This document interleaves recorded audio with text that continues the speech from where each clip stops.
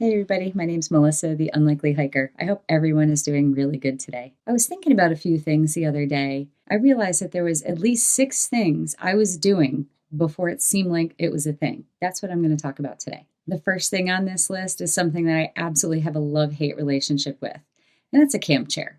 Back in 2015, I purchased my first camp chair, and it was the two-legged A-Light Monarch chair.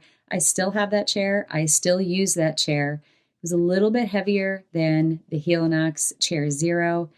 To me, it's more comfortable, but it's definitely harder to sit in. I was using this years ago before anyone was carrying around a camp chair. I don't know. I don't know if this means I'm like the goat of backpacking or what. I don't think so. So 9 years ago, I realized that an ultralight backpacking chair had benefits. And it seems like in the past maybe 4 or 5 years, maybe even a little less, people are finally kind of jumping on that bandwagon. And now there's lots of companies making chairs. So I predicted this. I should have played the lottery on this one. Okay, the second one. So also at least 9 years ago, if not 10, I was looking for a sleeping pad that was ultralight because I was realizing like all these sleeping pads, they're so heavy. And I came across, I think it was the Climate Inertia, that big sleeping pad that had like all the cutouts in it. And it basically supported you under your head, your shoulders, your hips, and maybe your feet.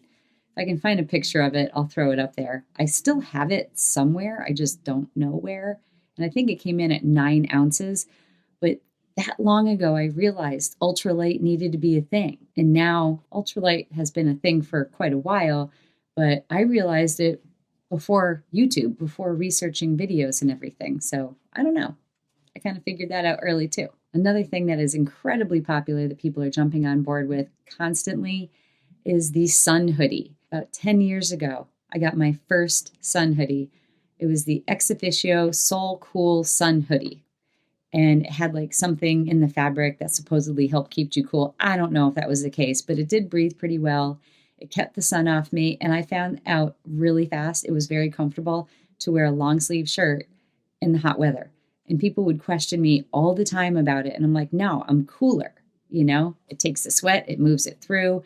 I didn't feel sticky and kind of gross and everything. I love that thing. I still have those sun hoodies too. One of them is kind of fallen apart a little. The other one is in pretty good shape. And yeah, sun hoodie. I figured that out forever ago. The next thing up on my list of things that I realized was fantastic before everybody else was a foam inflatable pillow. Now I say foam inflatable because this one was kind of like the Thermarest pillow that has all the foam pieces that you can compress and roll up. But this one was from LL Bean, and it has those foam pieces inside. You put a little air in it too, and you can just adjust this pillow exactly how you want it. And I've been using that for probably 12 years. I realized the importance of a pillow while backpacking. It was one of my first pieces of gear, and I still have it. And after all the pillows that I've used over the years, I constantly come back to this one because it is the most comfortable pillow I have. And the next item up on my list is something that now is incredibly popular, but back when I got it, people really questioned what I was doing. About 6 or 7 years ago, I got a tarp style shelter. It was a 2-pole design tarp with closed doors on the front. It sleeps 2 people.